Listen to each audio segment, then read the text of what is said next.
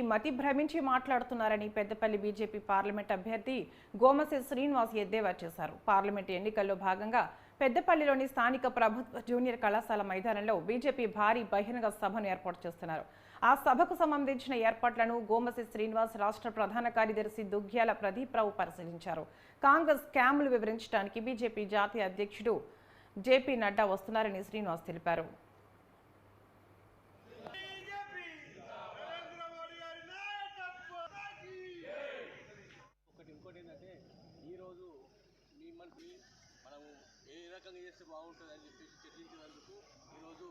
ప్రచార భాగంలో పెద్దపల్లిలో జరగబోతున్నటువంటి 6వ తారీఖు నాడు Bharatiya Janata party all India అధ్యక్షులు జేపీ నడ్డా గారు ప్రచారానికి సభ ద్వారా ప్రజలకు ప్రచారం చేయడానికి ఇక్కడ రాబోతున్నాడు.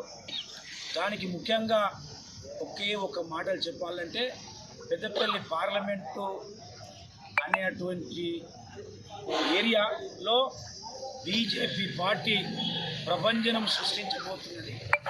ప్రపంచాన్ని ఇంకా పెంచాలనేటువంటి ఒక వేవ్ క్రియేట్ చేయడానికి జాతీయ అధ్యక్షులు 6వ తారీఖున రాబోతున్నారు. ఇవాళ నరేంద్ర మోదీ గారి పార్టీ అంటే భారతీయ జనతా పార్టీ, దాని జాతీయ అధ్యక్షుడు నడ్డా గారు వస్తున్నారు.